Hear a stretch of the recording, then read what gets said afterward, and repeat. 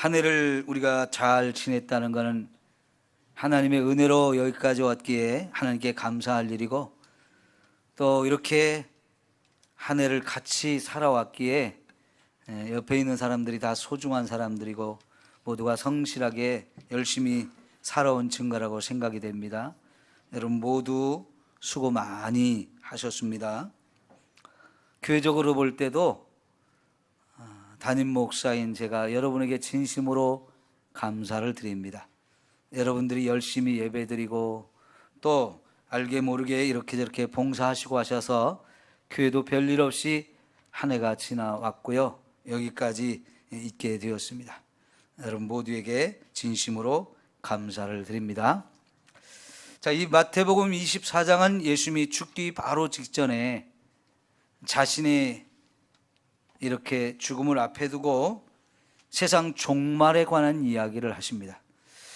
세상 종말의 얘기는 사실은 예수님의 재림과 연결이 되어지는 거예요. 예수님이 재림하시는 날이 세상의 끝날입니다. 어제가 우리가 성탄절이었는데요, 그것은 예수님의 초림이고요, 그 예수님의 초림을 아는 저와 여러분 바로 연결시켜서 재림을 생각해야 되는데, 우리가 마태복음을 보는 가운데 오늘 이 종말의 이야기들을 보고 있습니다. 마태복음 24장의 오늘 이전 32절 이전의 전반부의 내용은 재림을 앞두고 여러 가지 징조들이 있을 것을 말씀을 하시고 나서 오늘 말씀부터 마지막까지는 이 재림의 때, 종말의 때 우리가 어떻게 살 것인가를 가르쳐 주거든요. 거기에 이제 세 가지 아주 중요한 핵심적인 이야기가 있는데, 제목만 한번 따라 합시다. 때를 분별하라, 깨어 있으라, 성실하게 살라. 이 세 가지가 오늘 말씀의 핵심인데, 이 예배 마치고 공동의회를 해야 돼서요, 세 가지 다는 못하겠고 첫 번째 부분까지만 오전에 말씀을 드리고 두 번째, 세 번째는 저녁에 말씀을 드리도록 하겠습니다. 우선 여러분, 예수님께서 먼저 재림 직전에 있을 여러 가지 일들을 가르쳐 주시면서 이런 것을 보고 때를 분별하라 그랬어요. 때를 분별하라. 왜냐하면 오늘 말씀의 36절에 보면 그날과 그때는 아무도 모른다 그랬어요. 하나님 아버지 외에는 이 세상에 그 누구도 알 수 없는 비밀이라는 거예요. 예수님이 분명히 재림하는 때가 있고 그때가 세상이 끝나는 날인데, 그날을 예수님이 우리에게 가르쳐 줄 수가 없고 가르쳐 주지도 않아요. 그 대신 여러 가지 징조들이 있다는 것을 보여주면서 그 징조를 보면서 우리가 지금 예수님이 재림의 때가 가까이 왔구나 하는 것들을 자꾸 분별을 해야 된다. 그거는 우리 책임이라는 거예요. 분별하는 건 우리 책임이라는 거예요. 그래야 우리가 깨어있을 수 있고 우리에게 맡겨준 일에 충성할 수 있기 때문이죠. 앞에서 예수님이 말씀하신 이 마지막 시대의 징조들 간단하게 설명하면 미혹을 당하지 않도록 조심하라 그랬어요. 왜요? 저와 여러분을 미혹하는 일이 많아질 것이기 때문에 그렇죠. 두 번째는 큰 환난이 임할 것이라고 그랬는데, 그 환난 중에는 전쟁이 점점점 많아질 것이다. 물론 전쟁은요, 인간이 이 세상에 사는 동안에 끊임없이 있었어요. 그런데 갈수록 이 전쟁이 더 많아질 것이라는 얘기예요. 20세기의 인간은 가장 심각한 전쟁을 겪었어요. 1차 세계대전, 2차 세계대전을 겪으면서 전 세계가 다 전쟁터가 되고 모든 나라가 이 전쟁의 소용돌이 속에 빠져 들어갈 수밖에 없었던 참으로 끔찍한 전쟁이 있었는데요, 이제 3차 전쟁이 있을 것을 지금 무지하게 두려워하면서 염려하지만, 여러분 세상은 계속해서 더 가공할 만한 어마어마한 무기들을 자꾸 만들어서 비축하고 경쟁을 하고 있어요. 만약 진짜 3차 전쟁이 일어나면 그때는 1차 세계대전, 2차 세계대전과는 비교할 수가 없고 완전히 세상이 끝날이 될 것이다. 그래서 참 그것도 두려운 일이죠. 그리고 여러분, 많은 자연재해가 있을 거라고 얘기했어요.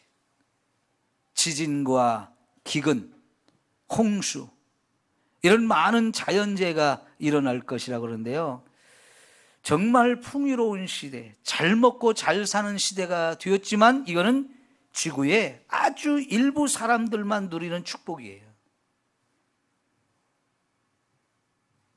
퍼센테이지로 나누어 보면 20%밖에는 그런 복을 누리지 못하고요, 나머지 80%는 지금도 가난하고 그 가운데서도 여전히 굶어 죽는 사람들이 너무나 많아요.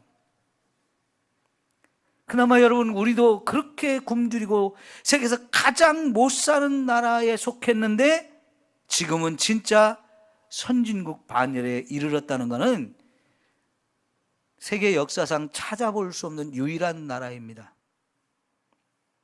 70년 전에 6.25 전쟁이 일어나가지고 우리는 모든 것이 다 파괴가 되고 남은 것이 없었어요.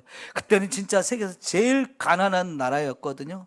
우리보다 조금 더 잘 산다고, 그래서 그런 나라들이 우리나라에 군대를 보내주어서 우리나라를 도와가지고 전쟁에 이기게 되고 다시 우리나라가 일어나게 되어졌는데요, 최근에는요, 우리나라가 지금 세계 여러 나라, 굶주리고 있는 나라에다가 쌀을 지원하는 일을 하고 있어요. 이런 건 좀 국가에서 선전을 좀 많이 해야 되는데, 그래야 우리 민족이 자부심을 갖는데 좀 이런 걸 좀 많이 안 알리는 것 같아요. 여러분, 놀랍게도 우리가 지은 농사 지어서 남는 쌀들을 북한에 자꾸 주려고 해도 북한은 안 받잖아요. 참 안타까운데, 그러니까 그 쌀들을요, 지금 못 사는 나라, 굶주리고 있는 나라들에게 쌀을 지원해 주고 있어요. 우리가 지은 농사로 지은 이 쌀들을 남기 때문에 다른 나라에다가 지금 나누어 주고 베풀고 있다고요. 예전에는 먹을 것이 없어 가난한 나라였는데. 그러지만 여러분, 제가 말씀드리고자 하는 건 지금도 이 땅에 굶어 죽는 사람들이 너무나 많다는 거예요. 그리고 자연재해가 일어나면 예전에는 상상할 수 없을 정도의 더 강력하고 무서운 자연재해들이 얼마나 많은지요. 지진이 일어나도 더 강력한 지진이 일어나고, 산불이 나도 정말 어마어마한 산불들이 나서 한 달 이상을 타도 끄지 못하는 그런 곳이 너무나 많아요. 금년에 미국에서 토네이도라고 하는 강력한 회오리 바람이 어마어마하게 일어났는데, 여러분, 세계에서 제일 강한 나라, 세계에서 제일 잘 사는 나라잖아요. 그런데 이 토네이도 앞에서는요, 인간의 능력이 전혀 필요 없어요. 무용지물이에요. 미국이 어마어마하게 넓은 땅인데요, 미국의 동쪽과 서쪽에 시간 차이가 2시간 차이가 날 정도로 어마어마하게 넓은 땅입니다. 그 미국의 중앙 부분을 아래에서부터 울까지 그냥 토네이도가 싹 휩쓸고 가는데, 여러분 뉴스를 봤을 때 어때요? 거의 남아있는 집이 없죠. 다 무너지고 부서지고. 그럼 집이 무너졌으면 집은 그래도 사람이 살면서 안전한 곳이라고 생각하는 곳인데, 그 속에 있던 사람들도 어마어마한 피해를 입고 많은 사람이 죽었어요. 어린아이를 그 토네이도 속에서 안전하게 어떻게 해보려고 아이들을 놓고 목욕통으로 이렇게 덮어놨는데, 그 목욕통이 날아가면서 아이도 함께 날아갔는데 그 중에 2명이 살았다고 참 뉴스 토픽감으로 나오기도 했어요. 근데 여러분, 미국의 보통의 토네이도는 여름철에 보통 일어나는데 겨울에 토네이도가 일어나는 건 처음이래요. 그것도 지금까지 미국의 역사상 가장 강력한 토네이도가 불어가지고, 사람들은 그래요, 미국의 대통령이 그걸 경험하면서 이거는 우리가 자연을 파괴해서 기후가 이렇게 자꾸 온난해지면서 이런 자연재해가 강력하게 임한 거라고 이렇게 발표를 하더라고요. 그런데 여러분, 그것도 맞지만 우리 믿는 사람들은 거기서 한 걸음 더 나가야 돼요. 이게 뭐예요? 주님이 재림하실 날이 가까이 오고 있다는 사인으로 봐야 된다는 얘기죠. 이런 사인들을 보면서 하나님께서는 저와 여러분이 잘 분별하라 그랬어요. 이 분별력이 마지막 시대에 너무너무 필요해요. 여러분, 어제 저녁부터 아마 뉴스를 자꾸 보면서 오늘 날씨가 어떠할까, 여기 눈이 올까 안 올까, 또 눈이 온다면 얼마나 올까, 기온은 얼마나 떨어질까, 계속해서 여러분이 관심을 가지셨을 거예요. 왜? 오늘 아침에 예배를 드리러 와야 되는데 옷은 무엇을 입고 가지? 여러분이 준비를 해야 되잖아요. 그러니까 하루하루 우리 살아가면서 일기를 분별하기 위해서 하늘도 보고 이렇게 세상을 이렇게 한번 보잖아요. 그리고 뉴스에도 귀를 기울이고 그러면서 매일매일의 일기를 분별해요. 그게 필요한 거죠. 그게 지혜로운 거고. 오늘 말씀의 첫 부분에서 예수님은 무화과 나무를 통해서 교훈을 받으라 그래요. 꼭 무화과 나무가 아니더라도 우리가 이 나무를 보게 되면 계절의 변화를 알 수 있어요. 그 나무의 잎사귀가 다 떨어진 것은 겨울이라는 얘기고요. 그리고 다시 거기서 새싹이 돋는 것을 보면 우리 봄이 왔다, 계절이 변했다, 이걸 느끼게 되고, 잎사귀가 자라고 푸르러지면 아, 여름이구나, 이런 걸 느낍니다. 거기에 꽃이 피고 열매가 맺고 하는 것들을 보면서 우리는 계절의 변화를 분별하죠. 마찬가지로 지금 이 세상에 많은 일들이 벌어지는데 그런 가운데 하나님이 저와 여러분에게 주신 징조가 있다. 그 징조를 보거든 지금 우리가 사는 시대가 종말로부터 예수님의 재림으로부터 얼마나 시간이 가까이 오고 있는지를 분별해야 된다는 얘기를 하시는 거예요. 이 분별하는 것이 저와 여러분에게 너무나 중요하다는 거예요. 그런데 여러분, 현대인들은 어때요? 이 종말에 대해서 무관심하죠. 그저 오늘 우리가 먹고 사는 거 거기에만 너무 집중해요.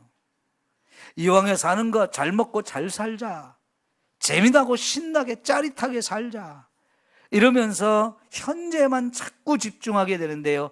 예, 우리 분명히 현재 중요합니다. 그러나 그러면서도 시대를 분별할 줄 알아야 돼요. 왜? 종말이 오기 때문에. 우리에게 종말은 두 가지 종말이 있습니다. 첫째는 우리 개인의 종말. 뭘 말해요? 죽음이 온다는 거지요. 언젠가 저와 여러분은 다 죽음 앞에 섭니다. 그런데 여러분의 죽음의 날이 언제인지 아시는 사람이 있나요? 그날도 아무도 몰라요. 어떤 사람은 어려서 죽고요, 어떤 사람은 젊어서 죽고, 어떤 사람은 천수를 누리다 죽는데 그거 아무도 모르잖아요. 자, 이렇게 우리 각자에게 언젠가 죽음의 날이 오는데 그 죽음을 생각하면서 나는 어떻게 살까 했을 때 어떤 사람들은 살아있는 것 감사하면서 하루하루를 성실하게 최선을 다해서 아주 열심히 살아요. 책임감을 가지고 살아요. 나만이 아니고 내 가족들을 먹여 살리려고 하고, 또 이웃들에게 선을 행하고 영향력을 끼치며 살려고, 세상을 아름답게 만들려고 열심히 노력하면서 사는 사람도 있습니다. 그러나 어떤 사람들은요, 까짓 거 한 번 죽어도 죽는 거 내 마음대로 살아야지, 하고 싶은 대로 살아야지, 먹고 싶은 거 다 먹고 하고 싶은 거 다 하고, 그렇게 사는데 책임감은 없어요. 그러니 성실하게 살 수도 없고요, 엉망으로 살게 되어지죠. 시간들을 허비하게 되어지고요. 그런데 여러분, 죽는 것으로 우리 인생은 끝나지 않습니다. 죽음 다음에 뭐가 있어요? 하나님의 심판이 있습니다. 죽음 다음에 하나님의 심판이 있다는 걸 아는 사람은 세상을 함부로 살 수가 없는 거죠. 열심히 살면서 책임을 다하고요, 그 죽음과 죽음 이후의 삶을 준비하면서 살게 되어져요. 그러나 죽음을 무시하는 사람은 죽음 이후의 삶도 무시하고요, 지금 여기가 전부이기 때문에 그저 여기 지금 사는 동안에 마음껏 하고 싶은 거 다 하고, 먹고 싶은 거 다 하고, 누리고 싶은 거 다 누리고 살자고 살다 보니까 준비할 수가 없어요. 죽음 이후의 세계에 대해서는 더더욱, 하나님의 심판에 대해서는 더더욱 준비할 수가 없기 때문에 어느 날 갑자기 죽음이 임하게 되고 하나님의 심판대 앞에 서는 그때에서 후회하게 되지요. 아, 내가 왜 이렇게 미련하고 어리석게 살았는가, 왜 이 날이 있다는 걸 생각하지 않고 이렇게 엉망으로 살았는가 하면서 땅을 치며 후회하고 통곡하지만 그때는 기회가 주어지지 않아요. 지금 살아있는 동안에 죽음을 생각하고 죽음 이후에 하나님의 심판을 생각하고, 그리고 그 이후에 영혼의 세계에 들어가서 우리가 어느 곳에 가서 살 것인가를 지금부터 잘 준비해야 하는 거지요. 세상의 종말도 있습니다. 오늘 예수님은 바로 이 세상의 종말에 대해서 말씀을 하시면서 왜 우리가 분별을 해야 되느냐, 예수님이 재림하시는 세상의 종말, 이 날이 저와 여러분에게 가장 중요한 날이기 때문에 그래요. 왜 중요하냐? 예수님이 재림하시는 날, 이 세상의 삶은 끝나고요, 죽음 이후에 이제 영원이라고 하는 시간을 우리가 어디서 보낼까, 이게 결정되는 날이 예수님이 재림하는 날이에요. 그 영원이라고 하는 시간을 천국에서 보내게 될 것인가, 지옥에서 보내실 것인가, 이걸 딱 결정하는 순간이 예수님이 재림하는 날인데요, 어떤 사람을 향해서는 착하고 충성된 종이다 하면서 너는 이제 나와 함께 너를 위해 준비한 낙원에 가서, 새하늘 새 땅에 가서 나와 함께 살자 할 것이지만은, 어떤 사람을 향해서는 지옥으로 멸망의 길로 우리를 밀어넣을 수밖에 없을 겁니다. 그날이 주님의 재림의 날이기 때문에 그 재림의 날에 관심을 가지면서 그날이 점점 가까이 오는 이 여러 가지 징조들을 보면서 분별을 하라는 거예요. 그래야 제대로 준비하고 있다가 재림하는 주님을 맞이할 수 있기 때문에요. 네? 그래서 이렇게 분별한다는 것은 저와 여러분에게 너무너무 중요한 거지요. 하나님을 믿지 않는 사람들은요, 예수님의 재림을 믿지 않습니다. 세상은 결코 끝나지 않는다라고 생각합니다.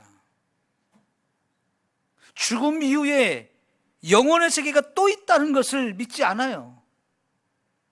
그러니까 엉터리로 살 수밖에 없고요, 그저 살아있는 동안에 마음껏 부어라 마셔라 하면서 살게 되어지는 거죠. 이게 얼마나 어리석고 미련한 겁니까? 그리고는 주님이 진짜 재림하고 큰일 났네 해봐야 기회가 더 이상 주어지지 않는 거예요. 그때 후회해보고 땅을 치며 통곡하며 매달려봐도 그때는 더 이상의 방법이 없어요. 모든 것이 끝나는 시간이, 게임 끝나는 시간이에요. 상 줄 자는 상을 주시고 벌할 자는 벌을 주시는 것이 결정되어진다는 것. 그런데 이 날을, 이 재림의 날을 아무도 모른다라고 말씀하셨어요. 좀 가르쳐 주셨으면 훨씬 좋았을 거 아닐까요? 그런데 여러분, 사실은 안 가르쳐 준 것이 저와 여러분을 위해서 안 가르쳐 준 거예요. 만일 예수님께서 몇 년, 몇 월, 며칠에 예수님이 오신다라고 정확하게 못 박아서 말씀해 주셨다고 합시다. 그러면 그때로부터 시간이 많이 남아있는 사람은 어떻게 살까요? 예수 믿는 사람 별로 없을 거예요. 믿어도 그냥 대충 믿는 사람이 대부분일 거예요. 왜? 아직 멀었으니까. 내가 살아있는 동안에 안 올 것 같으니까. 그러면 진짜 다 사람들이 신앙생활을 열심히 할 수가 없어요. 또 반대로요, 예수님의 재림하는 날이 이제 얼마 안 남았다, 1년 후다, 한 달 후다, 그러면 그때서야 사람들이 빨리 준비해야지, 이럴 것 같지만요, 에이, 까짓 거 얼마 안 남았는데, 이제 막판인데 더 짜릿하게 놀아야지. 이제 얼마 안 남았으니까, 즐길 날 얼마 안 남았으니까 더 신나게 놀아야지. 그러면서 더 흥청망청 더 타락하고 세상은 더 혼란스러워지면서요, 해야 될 일을 안 하게 되는 거예요. 청소는 뭐하러 해? 직장은 뭐하러 가? 까짓 거 얼마 안 남았는데. 그러면서 하던 일들을 다 멈추게 되면 갑자기 온 세상이 혼란스러워지는 거지요. 여러분, 미국의 뉴스를 보니까 어제 성탄절에 막 여행 가려고 비행기표 다 끊어놓고 예약해놓고 준비하고 있는데 비행기가 딱 취소됐어. 왜요? 비행기를 조종하는 조종사나 승무원들도 코로나 바이러스에 걸리는 게 무서우니까 접촉을 또 그동안 또 접촉한 사람들이 있어가지고도 못 나오고, 그 접촉될까 봐 무서워서 나 승무원은 안 하겠다, 비행기 안 몰겠다, 그래서 수천 편이 결항됐다는 거 아니에요? 갑자기 혼란에 빠지는 거예요.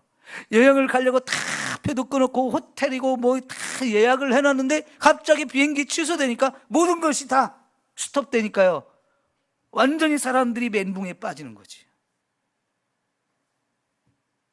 바로 재림의 날을 정확하게 얘기하면 세상이 그렇게 되어지는 거예요. 예수님이 그 말을 안 해주신 거, 우리에게 가르쳐 주실 수가 없어요. 그런데 꼭 얌체 같은 사람이 나타나죠.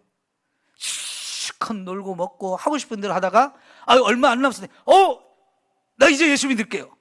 에? 그때서 예수 믿으려고 달려들고, 그때서 좀 뭐 하는 채 하는, 이거는 얌체족이죠. 얌체족. 새치기 하는 거고 똑같아요. 그건 하나님을 비웃는 꼴이 되죠.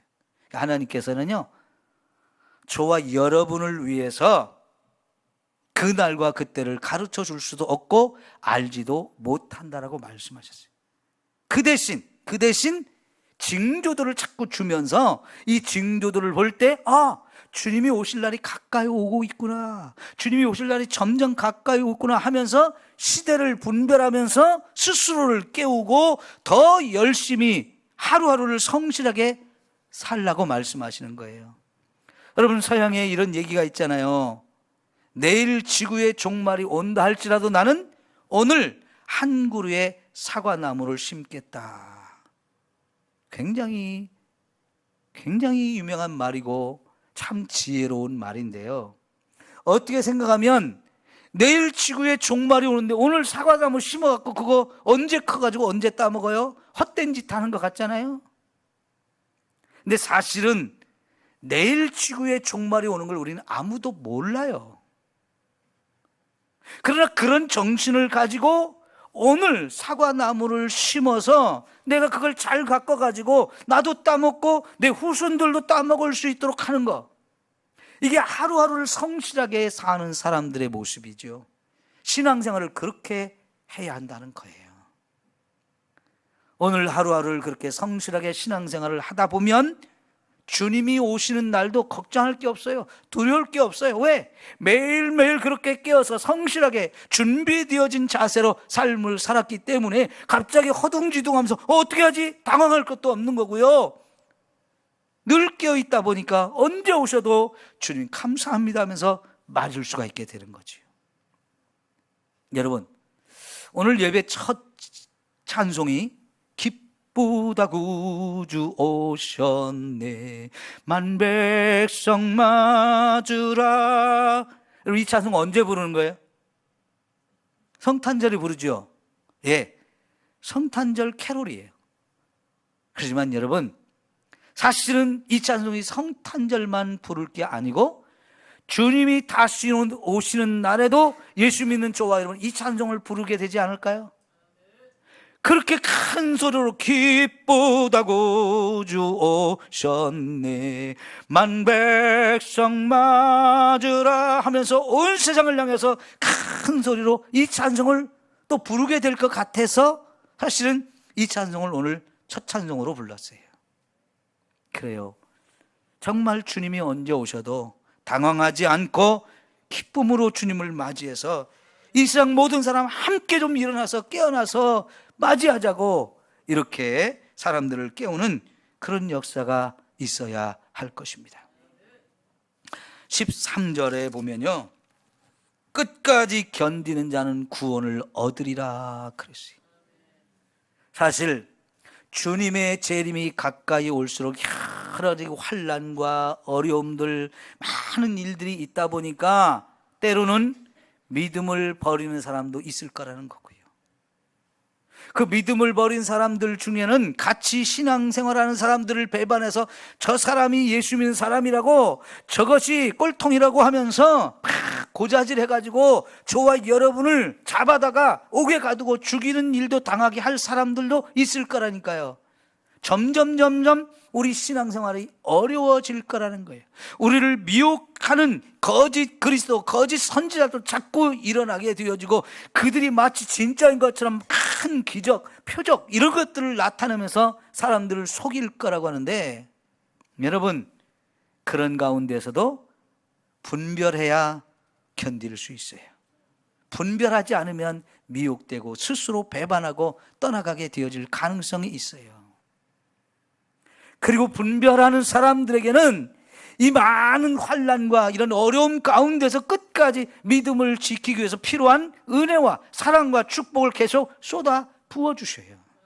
그러니까 분별하는 사람은 자신을 깨우고 준비하면서 이렇게 살기 때문에 하나님의 은혜를 날마다 필요로 하는 거고요. 하나님 내게 은혜를 베풀어 주세요. 그래서 여러분이 주일마다 예배를 드리는 거 아니에요. 예배 시간마다 달려와서 하나님의 은혜를 사모하는 거 아니에요. 왜? 주님이 오실 때까지 내 믿음을 지키기 위해서예요. 거기에는 하나님의 은혜가 필요해요. 내 노력, 열심, 결단 이것도 필요하지만 그것만 갖고는 어렵단 말이죠. 그때 하나님이 저와 여러분의 연약함을 아시고 우리에게 필요한 이런 은혜들을 부어 주시는 거죠. 사랑도 주시고 축복도 주시기 때문에 그날을 견디면서 준비할 수 있게 되어진다는 거예요. 그날은 마치 노아의 때와 같이 될 거라고 말씀을 하시는데요. 노아의 시대 어땠습니까? 세상이 죄악이 너무 깊어졌어요.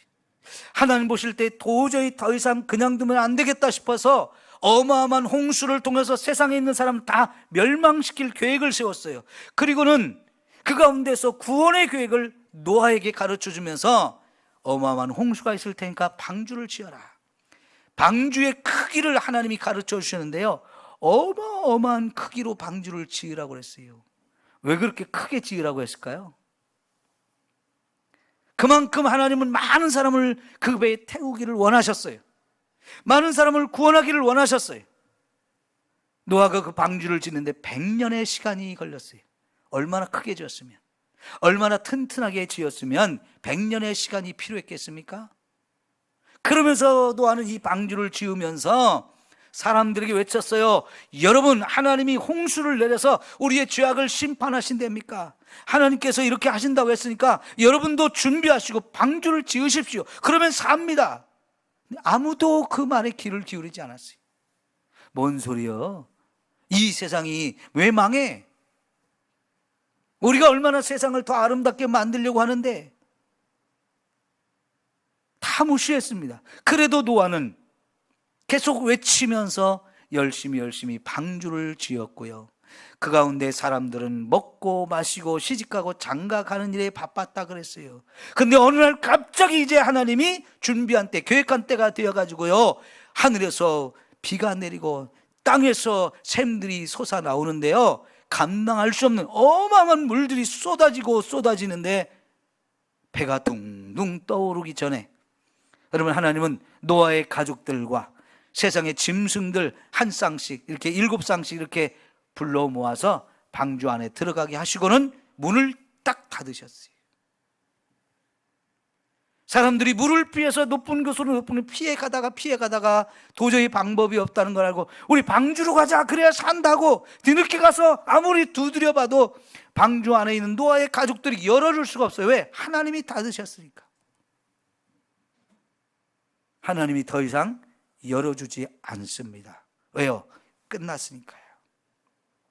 그 전에 수없이 많은 시간, 많은 기회를 주셨어도 사람들은 그냥 오늘 하루 나 먹고 마시고 여기에 현실의 삶에만 집착하고 이게 전부라고 생각하면서 그렇게 살았거든요. 그러다 보니까 준비가 전혀 되어 있지 않았어요.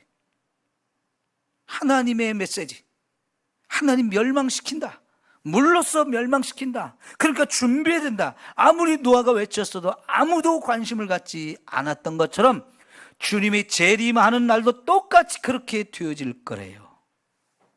그러니 여러분, 저와 여러분이 그렇게 되지 않기 위해서는 주님의 재림의 날에 관심을 가져야 되고, 그날에 가까워오는 징조를 보면서 시대를 분별해야 돼요. 그래야 준비할 수 있어요. 안 그러면 오늘 저와 여러분도 먹고 살기 힘들잖아요. 예? 거기에 집중하다 보면 종말에 대해서 관심이 없어지고 아무 준비를 하지 못하게 되어진다는 거예요.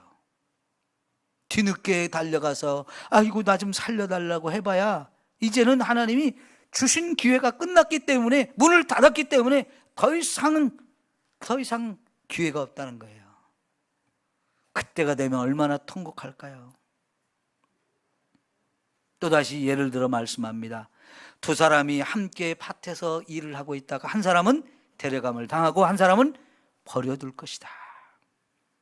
두 여인이 함께 맷돌을 잡고 돌리고 있었는데 그때 갑자기 한 사람을 하나님 데려가시고 한 사람은 버림을 당할 것이라고 그랬어요. 여러분, 그들이 겉으로 볼 때 뭔 차이가 있었겠어요? 같이 밭에서 일하던 사람, 같이 맷돌을 돌리던 사람, 뭔 차이가 있었겠어요? 그거 겉으로 보기에는 다 비슷비슷한데 어떤 사람은 하나님이 데려가고 어떤 사람은 버려두는 이 상황, 눈에 보이는 것에 의해서 결정되기보다는요, 그 사람의 영적 상태에 의해서 결정되어지는 거예요. 그날 데려가는 사람은 어디로 데려가요? 하나님의 새하늘 새 땅, 천국에 데려가서 영원히 주와 함께 살 것이고요. 그날 버림받는 사람은 어디를 가요? 지옥에 꺼지지 않는 불 속에 떨어져 영원히 고통을 받게 되어질 것인데요. 여러분, 내가 보고 있는 눈앞에서 나는 버림을 당했는데 저 사람은, 같이 있던 사람은 지금 하나님이 딱 데려가는 그 모습을 볼 때 이게 얼마나 당황스러운 거예요. 왜 나는 버림받았지? 그때서 생각해봐야 길이 없어요. 같이 일하다가 한 사람 데려가는 걸 보면서 나는 버림받은 그 상황을 실감하게 될 때 얼마나 당황스럽고 얼마나 놀라겠어요. 오늘 우리 삼성교회 성도 여러분, 한 사람도 그때 버림당하는 사람이 없어야 합니다. 그러려면 깨어 있어야 돼요. 분별해야 돼요. 그리고 준비해야 돼요. 예수 그리스도를 믿는 것이 가장 중요한 것이고요. 그 예수님이 재림하셔서 우리를 데려갈지 멸망시킬지를 결정한 권한을 가진 분이 예수님이에요. 그 예수님을 믿어야만 너는 착하고 충성된 종이라 하면서 저와 여러분을 인정하고 데려갈 것이지만, 예수님을 믿지 않는 이 상태로 있으면 결국은 악하고 게으른 종이라면서 버림을 받게 되질 것이거든요. 여러분, 그날에 저도 하나님 앞에, 심판대 앞에 서야 되는데 뭘 가지고 심판받느냐? 내가 너에게 맡겨준 이 삼성교회 양떼들을 얼마나 깨우고 얼마나 준비를 시켰느냐 하는 것이 하나님이 저를 평가하는 기준이 될 거예요. 그래서 저도 그 기준에 맞춰서 하나님 앞에 인정받으려고 이렇게 열심히 여러분을 깨우는 설교를 하는 거예요. 여러분, 시대를 분별하시고 깨어나십시오. 그리고 준비하십시오. 그래야 여러분도 그날에 부끄러움을 당하지 않고 통곡하지 않는 삶을 살게 될 것입니다. 그때 때늦은 후회를 하며 그때 나 좀 믿겠습니다, 나 잘못했는데 믿을 테니까 용서해 주세요, 그때는 기회가 없어요. 지금이 우리에게 주어진 기회예요. 지금이 중요해요. 지금부터라도 신앙생활을 제대로 하면서 주어진 이 기회를 결코 놓치지 않는 저와 여러분이 되어야 할 줄 믿습니다. 아까 말씀드린 대로 예수님이 다시 오시는 날 기쁘다고 주 오셨네. 이 찬송을 함께 부르면서 기쁨으로 주님을 맞이하는 저와 여러분 모두가 되기를 축원합니다. 기도합시다. 하나님 감사합니다. 시대를 분별할 수 있는 지혜를 주옵소서. 주님이 언젠가 다시 오신다 분명히 약속하셨는데 그날과 그때를 우리가 모르기 때문에 징조를 보면서 분별을 해야 됩니다. 분별하면서 잘 준비하고 맞을 준비가 제대로 되어 있는